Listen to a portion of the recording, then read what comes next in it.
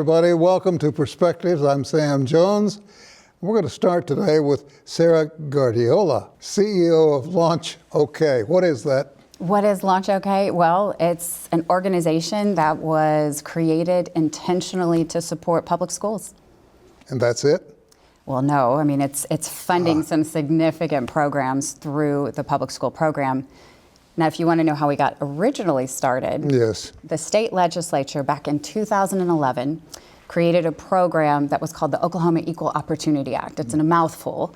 But what it did is it institutionalized a program that allows individuals and businesses to take their state income tax and redirect it to a school that they're passionate about. But it's only a portion of it, right? Only a portion, yeah, up to a limit. But when they do that, they're able to redirect it to a school, and that school is able to convert them into grants, and that individual or that business receives a tax credit, which is completely different than a deduction, right? We get those charitable contribution deductions when we donate, and those are wonderful, but those are a small percentage. We're talking about a dollar for dollar tax credit that individuals and businesses get when they redirect it to a school they're passionate about. And we're a conduit. So we have a special designation with the Tax Commission. We are an EIGO, an Education Improvement Organization, granting organization. That designation allows us to issue tax credits. So, seems to me like if that's the case, then there are specific students you're looking for.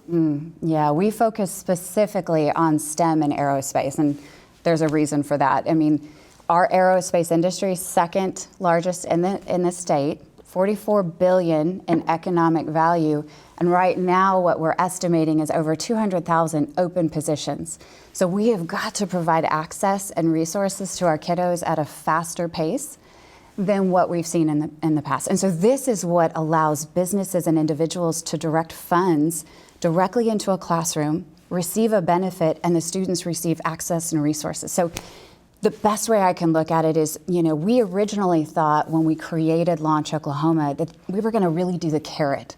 We want to do competitions and camps, capture the imagination of these kiddos, give them a carrot to participate, and then give them a carrot to stay in it. When they're doing some of these more significant courseworks, or they're starting as freshmen and there's a program that takes them all the way through their senior year, you want to keep them in.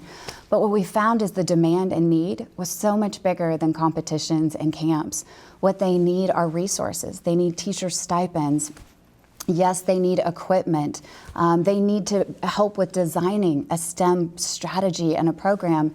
And so over the course of our existence, we have been able to really expand the need and meet high demands at the school level faster than if there was appropriation dollars going into each of the schools. So we support all schools across the state of Oklahoma.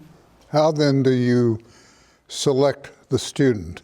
Because eventually the student is the one that needs it most and needs that little push or that little helping hand. Yeah, so here's a great example.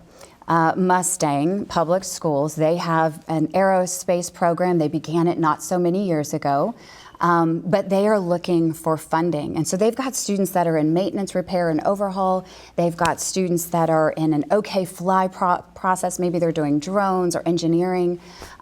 So last year, they received their first donation, and it was from West Point Homes for $45,000. And they knew, because they made a 2-year commitment, and that's part of our program, Mustang knew that, hey, we've got $45,000 this year. We're going to get $45,000 next year. For the first time, they're not chasing one-off grants, which means they're creating strategies and plans, which means the students now have an opportunity to receive those dollars, and it goes straight into the classroom. So it's unlike scholarships where you're directing it to one student. You're directing it to innovative programming at a school level or at a district level, and that's what those dollars are being used for. As you know, we had to bring our astronauts home early because one was ill. That's never happened before anywhere with any country. We also, in the process, learned several things about the suits they wear. There's no way to give an injection. That's right. There's no way to do several things when you're sick in orbit. So they were kind of stuck. And what that trip, thank God, they got home safely. But what that trip pointed out was, we just thought we knew what we were doing. We just thought we knew. That's true. And interestingly, there was a science teacher in Chicago, I saw this morning on the news, who picked up on it right away. And when he heard they can't give an injection to a spacesuit, he went, whoa. And he brought his entire class of 30-something odd kids in, and now they've got the TV on 24/7, really, not really, but in a way that they can follow the news, Yeah. the development of what happens, so on and so forth. Changes are coming. Well, you're and they're talking happening about rapidly. innovation right there. And what we're finding is when we follow the classic process, oftentimes our legislatures might vote on curriculum courses for our career techs, or maybe the State Department of Ed creates curriculum. And what we're finding is the technology, to your very point, is moving faster than what we can do. So what happens, we have businesses out there that are in this environment.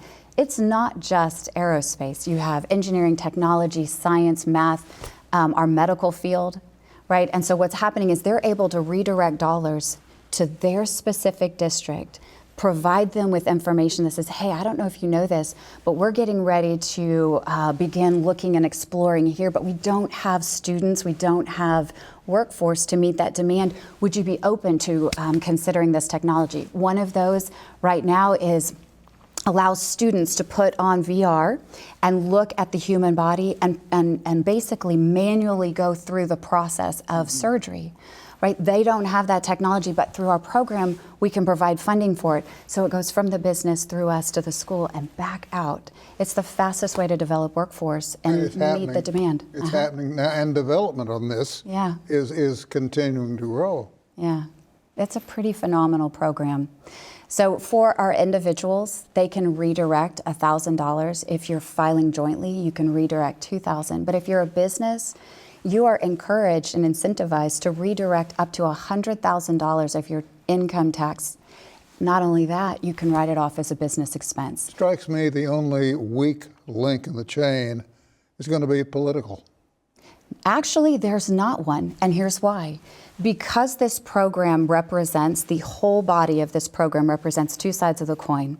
One side is private school scholarships, and the other side is grants for public schools. Do they understand that? Yes, yes. And I know because I spend a lot of time at the Capitol talking about this program. And so because of that, the tides rise both ships. And so because of that, we're able to make this work because it supports both sides. The biggest issue is that our donors don't know about it, and not all of our schools know about it. We're a small nonprofit, and with that comes limited marketing, the ability to PR. Sure. Right, so that's really our barrier, because once someone hears about it, the two things we hear is, how did I not know about it? And this is absolutely amazing. And for our businesses, it's non-sacrificial. I'll tell you somebody that's on top of this that is in the political circle, and that's the Attorney General of Oklahoma. I've heard him speak of this in passing, and when I saw that we had you on to talk about it, I thought, whoa. Yeah, he's talking about the next generation of school choice. And when we talk about school choice, we have this old-fashioned sense that it's only about private school. What we're really talking about is parents being able to take their taxable income, redirect it to a program that their students in, whether it's drone or robotics or Legos, and their taxable dollars are going directly into the program, enhancing what their students are learning. That's real school choice. So donations are so important. Yeah, yeah. Thank you, Sarah. Oh, you're welcome. Thank you for having me. Really do appreciate you taking time to come in. I know you're swamped with trying to do this and do that and do this. It's like whack-a-mole. It's a busy time. Anyway, come back again, will you? Thank you. I will. I appreciate it. I'd like to know what happens as it grows. Okay, I will. Talk again. Short break. We'll be back and talk about new master's degree program in psychology.